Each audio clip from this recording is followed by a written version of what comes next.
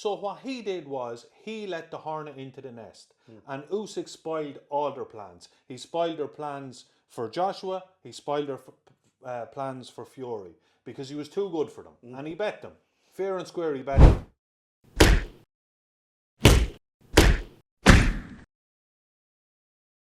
Welcome to Doc's Cast. We're updating again, as we said we would, which is we're trying to put out one podcast a week. And obviously the big fight's coming up at the weekend between Moses Itauma and Dillian Whyte, which is a very interesting fight. Moses Itauma now it's about time he stepped up, and he's fighting a fighter in Dillian Whyte who's around a long time and has fought in many big fights, and a very, very good fighter. And on a heavyweight contender, as you know, for years.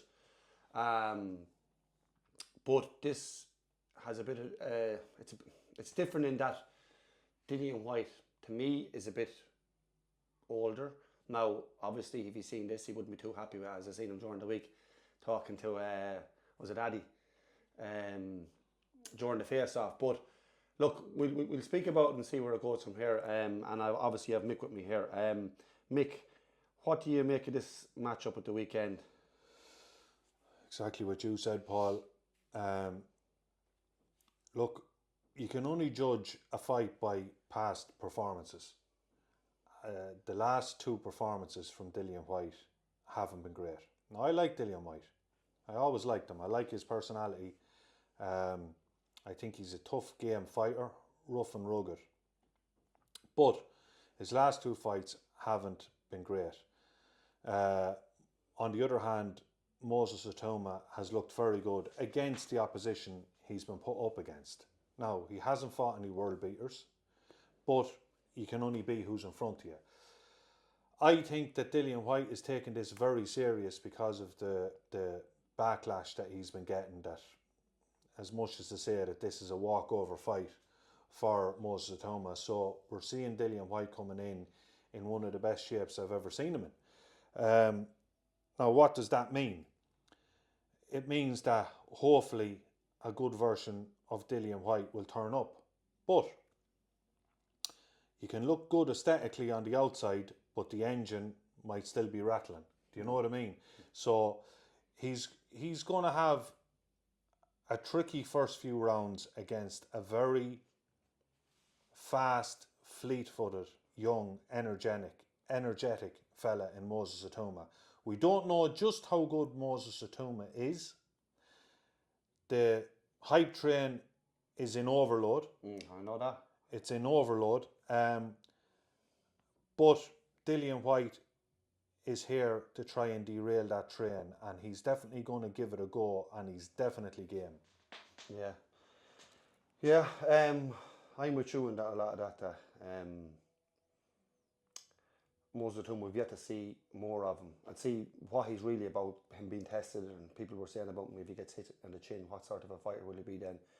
I think he mentioned there that good fighters don't, what did he say? Don't get hit in the chin. Yeah, Look, that doesn't mean anything, you know yourself, that's just talk. But there's no doubt about it, Dillian Whyte is in great shape. He looks amazing, and fair play to him, and like, you know, he is a likeable fella, isn't he? He is. I enjoy him, yeah. And I really do. I enjoy him myself. Yeah. I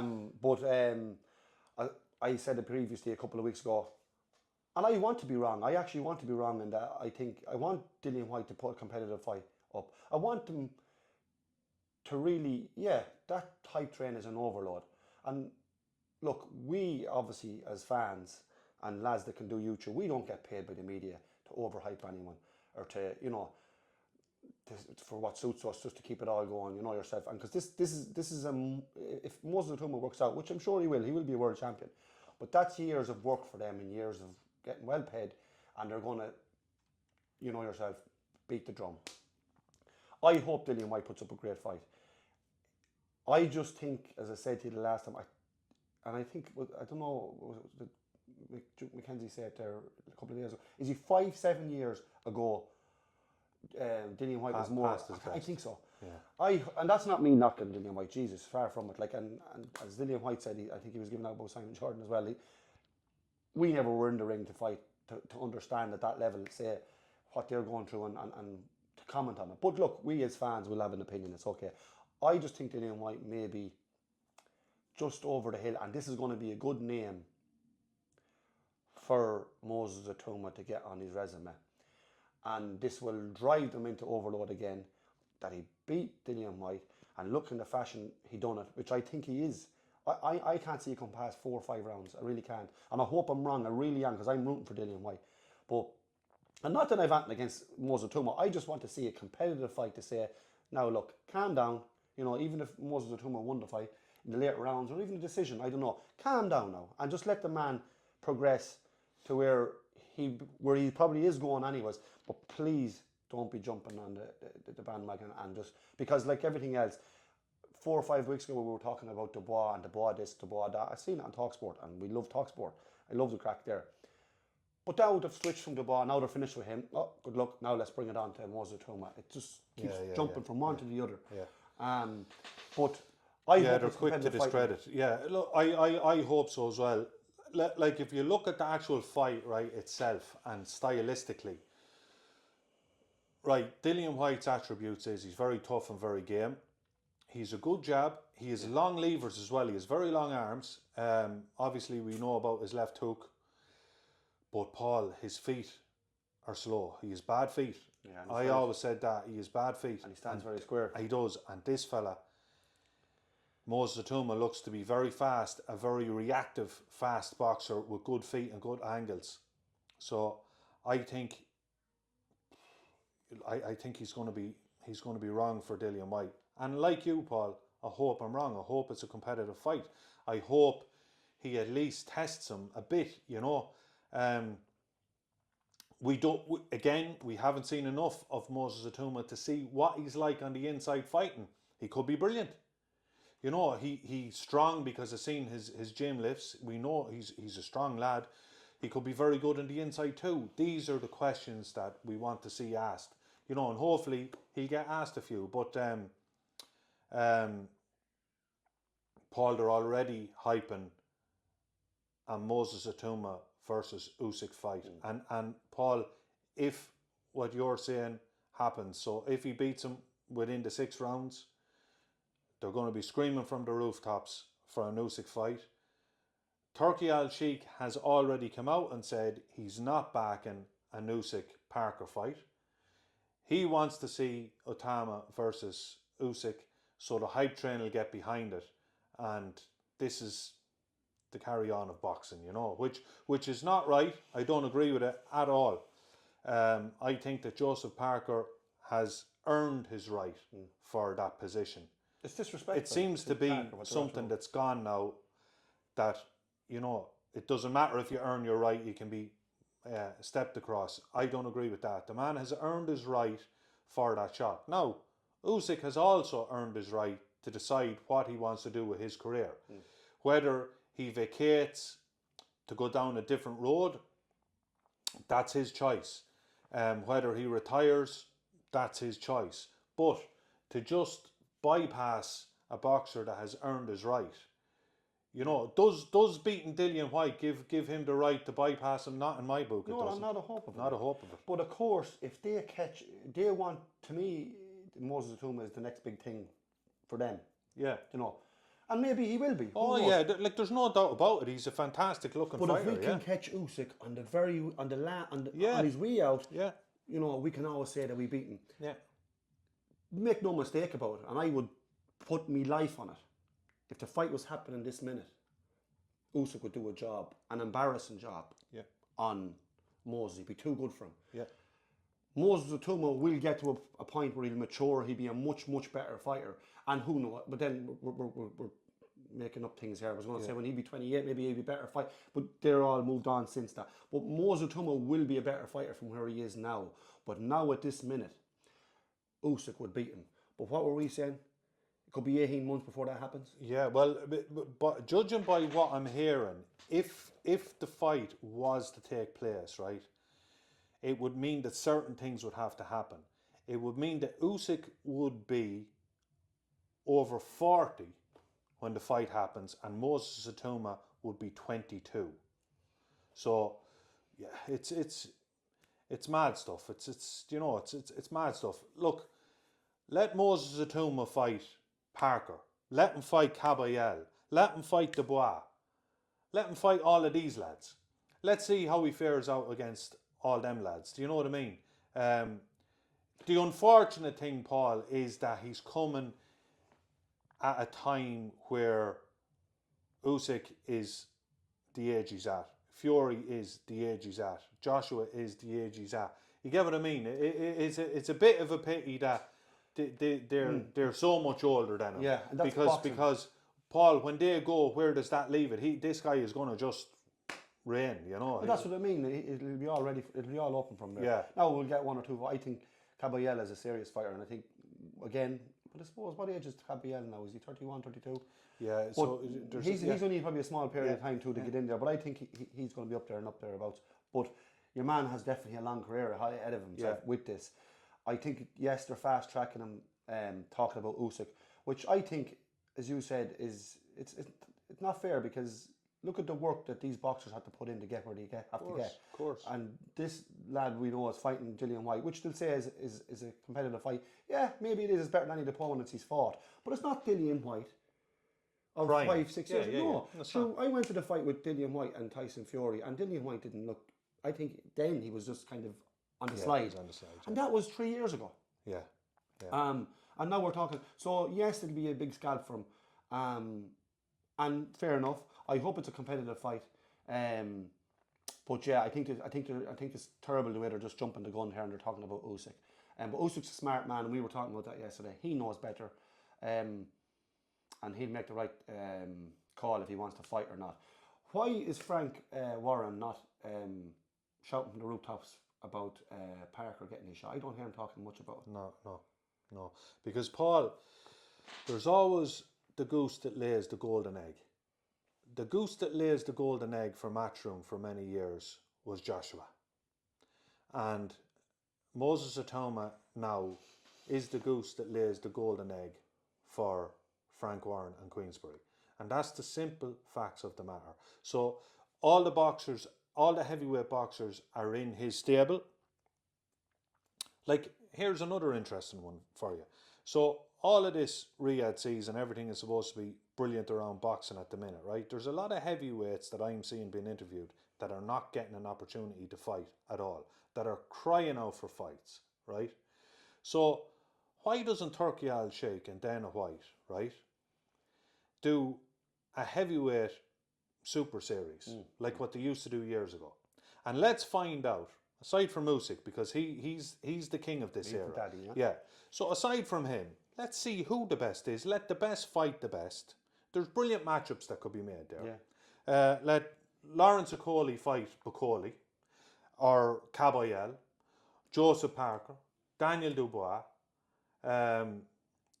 Moses Itauma.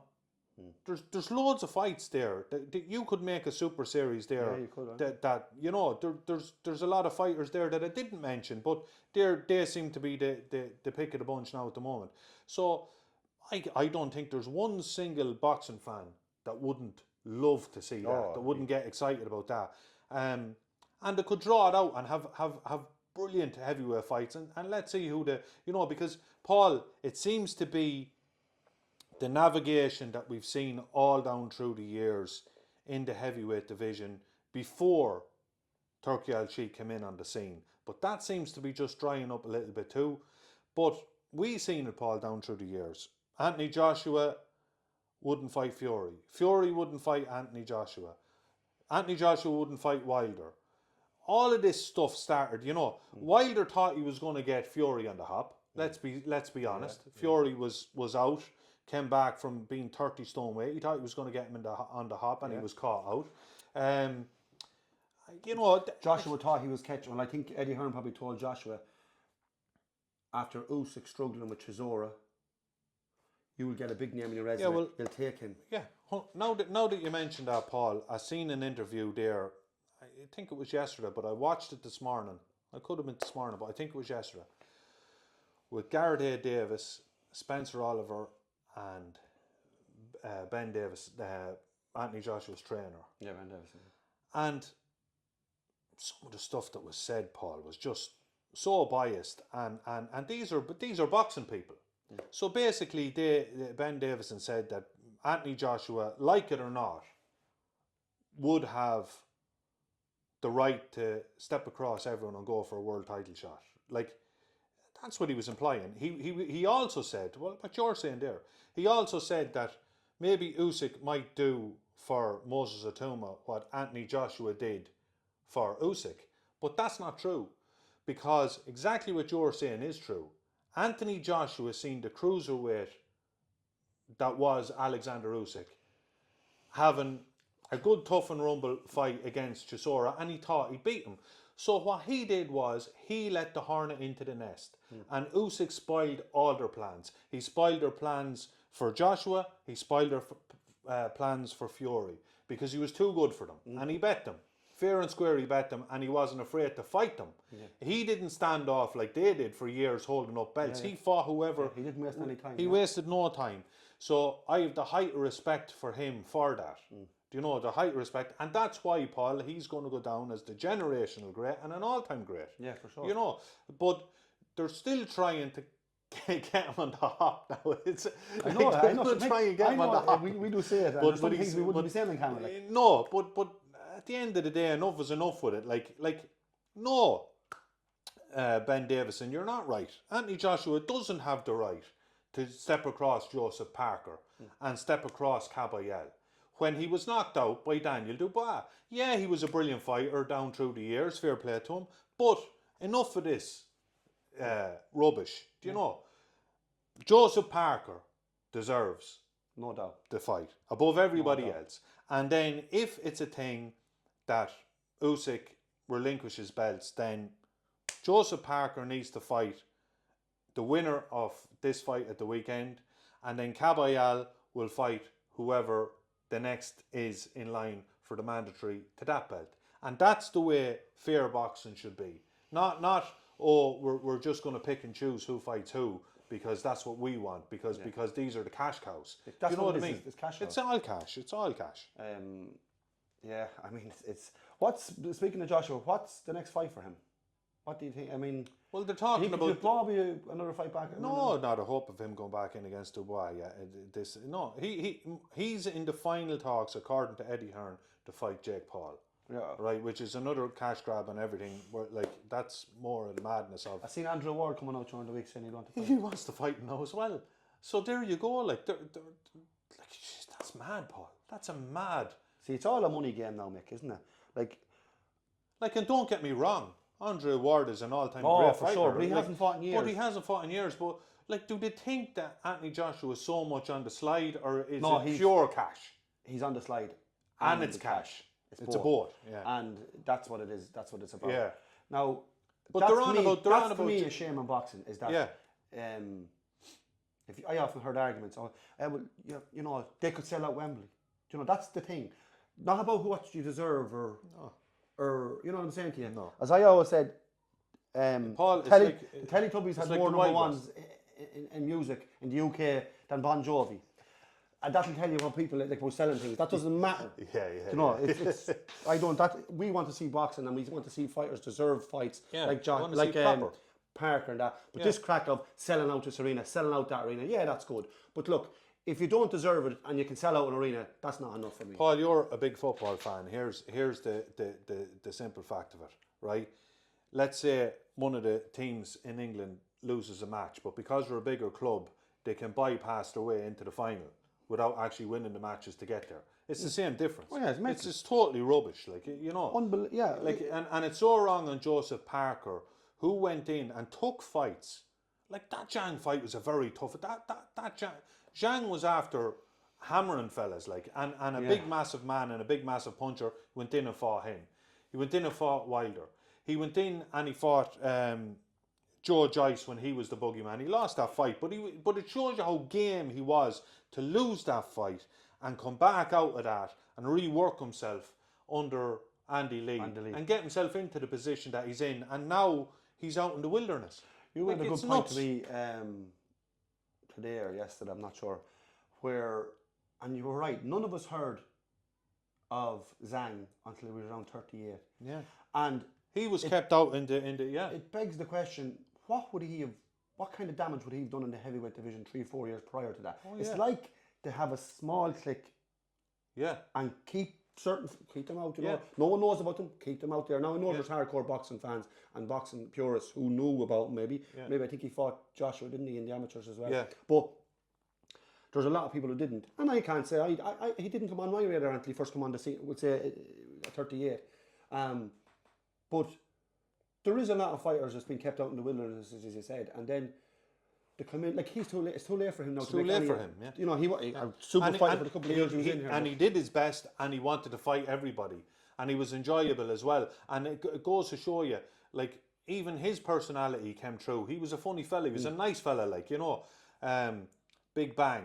And he was great. And as you said, Mick, Paul, what would he have been like in his prime? Yeah, I know that. But Mick, I'm telling you now, this is the problem sometimes with boxing, is that there is fellas who's on the cusp of actually breaking through and will put up good fights to someone, and they mightn't be heard of. They could be in 10th, 20th rank, whatever, but they're capable.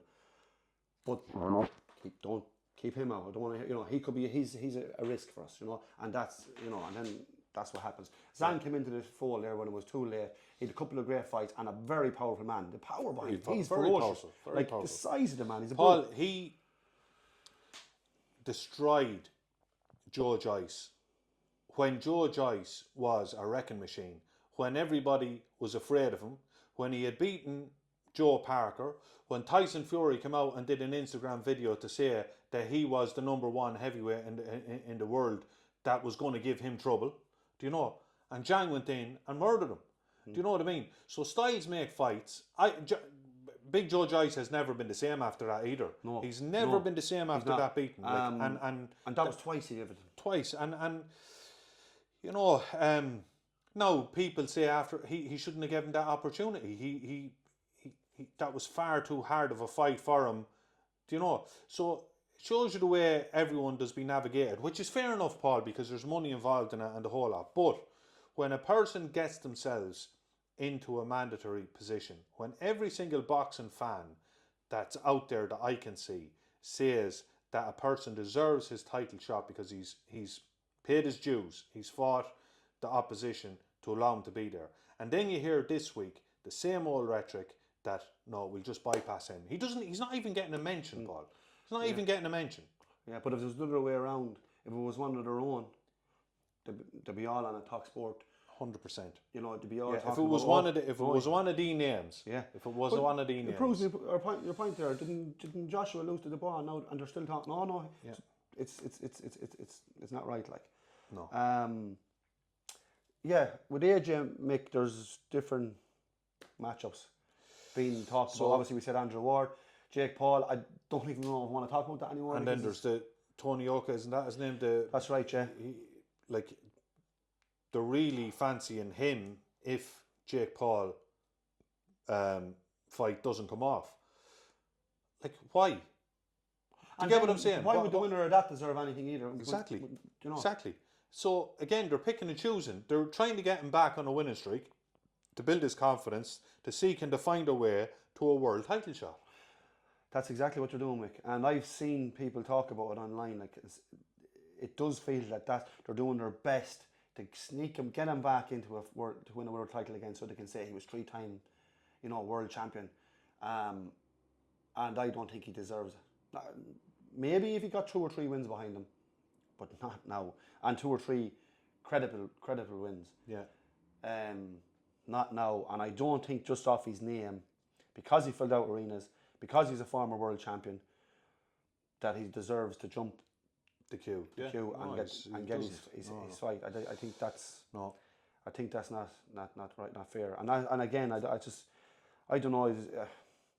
Paul, we have another good, interesting, unusual, wasn't expecting it, heavyweight fight on this card as well, which is Hrgovic and Adelaide. Yeah, that's a big step up for David Adelaide, Paul. Yeah, it is.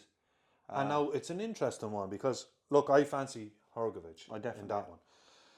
But Adam Booth is training David Adelaide, and he's cute. So he must see something that he can exploit. But when you look at the other side, Hrgovic now has gone to Big Bear, Abel Sanchez, which I think is a brilliant move for him, because the one thing that was letting him down, he's always kind of underperformed. The one thing that was letting him down was his engine. And Abel Sanchez, you know, you've seen Triple G, like there's no messing there. It's hard, rugged training there. He didn't seem to want to be in the fight with Dubois. I felt at the time. I thought he joined it. Maybe he gassed out. He was gassed, Paul. Like look, Dubois came on stronger in the later rounds and came through some very tough opening rounds, but Hrgovic, like he's a great chin and everything, and it just strikes you, Paul, that he's just always kind of underachieved. And I know when he was fighting Zhang, his father passed away and it had an awful effect on him. He said that in an interview, yeah, it's still a very good fight, still a very interesting fight, good fight, you know. The thing with Hrgovic for me, I don't know, maybe I'm wrong. I always feel that he's not in great shape. Yeah, that's what I mean. He always looks like he's not fulfilling his potential, like, because he's a nice looking boxer, like, and he's a great chin and all, but he just doesn't. Yeah, he never looks fully on it. That's why I'm saying this is a very good move for him. Nadal lost to Fabio Wardley. He did. And again, you know, people say that he hasn't fulfilled his potential, that he's actually better than he's shown, according to, you know, maybe he is. So. But you know what, the good thing is he's getting the names now. He's getting back in here with Hrgovic. Well, look, fair play to him. If he beats Hrgovic, that just puts him back in. Fair play to him for taking the fight. That's what we're talking about. That's what we want to see. So that'll be an interesting fight. Yeah, either Hrgovic is going to kick on. Yeah. Bradley is going to announce himself as saying, "Here, look, I'm here now, lads. Yeah. I can fight." You know, because Hrgovic is a very good fighter, like, as you know. Did you watch the face-off the other night? Come back to the Dillian Whyte fight, and Dillian White's very funny, isn't he? He just keeps. He's playing everything down. He's playing it down because of the way the media are treating it. Moses Itauma is a cool customer, and look. He speaks well. We have nothing against the lad. Like, I actually like him. I think he's very good for the division. It's just the way that the hype is just gone into complete overload again. You know what I mean? It's just mad. But even he's saying it. Even he's saying it himself. Look, there's no doubt about it, Paul. He's very talented. I don't think, as I said earlier on, I don't think Dillian Whyte is going to be able to deal with him. I hope he is. I hope he gives a good representation of himself. He's definitely put in the work. Yeah. But I can't see it. He knows he's the underdog here, and that's why he's playing it down. Yeah, he's playing it down. Yeah. And he's very funny because he pulls everyone, doesn't he? He says to... He's pulling all the reporters. I'm subscribed. I said, good job he's not subscribed to us, making it bad. No, but Paul, like, the thing about it is, as I said, I like him. I'm not discrediting him. What I'm saying is judging on his past performances and judging on his skill set and judging on Itauma's skill set, I fancy Moses Itauma to win. And I'd say the same to him if I met him face to face. It's not personal. It's just that's what I think. Yeah, I know. And then Moses Itauma is a young man. He's a very good fighter, and he's going to be a world champion. There's no doubt about it. And that's why we fancy Moses Itauma. And mix that in with the fact that Dillian Whyte, you know, he is a few years past it. I think so. I think so. Like, he's in great shape and all that, and he's good in there. And you know what? He wants to prove everyone wrong. And as I said, I hope he does. I really do. I hope he makes it competitive so that we can say. And Paul, it's heavyweight boxing. He could go in and just be very rough and tough and rugged and take the punches, and then bring him into the second half of the fight, and then it's a dog fight. That's what he'll be hoping for. Like, is that he can weather the storm and just, you know, maybe. And we know, because we seen Dillian Whyte when he was fighting Parker, you know, he'll get rough. Like, you know. The only thing is, Moses is quick, isn't he? He's quick, and he's very good angles, Paul. Southpaw. And Dillian Whyte, I just find he won't be quick enough to get out of his way. That's what I think too. Yeah. It'll be a good fight. I'm looking forward to it as well. So, so anyway, prediction for the fight, Mick. I know you know Moses. Or I want to stick you a bit more. Yeah. Give me rounds. Give me a group. My thing is, I think if you were to push me, I'm going to say before the 5th round. I think Moses. And I'm going to agree with you. Yeah. And Then we'll have to listen to the lads. Then we'll have to listen to the lads, and then we'll Fellas. have to see what happens with the Usyk Even talks, though they're because talking about that, I still don't think that fight's going to be the one next, because I don't think so he either. doesn't deserve it. And maybe and you know what? Well, maybe the money might be big enough, but Usyk could be saying to himself, "No way you deserve that shot." He could be saying that himself. But if he's getting enough money, if your man's on him, Turkey Al Sheikh, if they're all, I mean, if the money's there, maybe it's different. And do you know what? He could say to himself, Usyk, at this time, I'll take him handy enough, which I think he would. But Because he knows his own body. give yeah, it a but year, give it a year and a half. I think just like that, you can you slide. can just drop. Well, Paul, that's what I thought would happen in the Dubois fight, and I was wrong. Yeah, I know. I thought he was going to slide, but it just shows you the athlete that he is, because you know, he's a serious operator. But no matter how serious you are, like what you said, it can just happen. Yeah. It can just, we've seen it all over the years. You just can't defeat time, you know. Yeah. Well, we're fighting Parker's corner. We think he deserves a shot. 100%. This fight will be very good at the weekend. It's gonna be very interesting to see how Moses Itauma does against a seasoned fighter like Dillian Whyte. And there's great boxing coming ahead, as we said, with Paddy Donovan. And then we have Crawford and Canelo. Yeah. But we've a great few weeks ahead, and we'll always be in touch. Mick wants to do his own top 5 boxers of all time, by the way. I done that last week, and Mick was away, so I said I'd just put a bit of content out there. But Mick is going to do his all-time boxers 5, one of the days as well, and we'll be talking about the fight next week anyways, and we'll try and get one in early in the week. So thanks for tuning in, and have a good weekend. Enjoy the fight.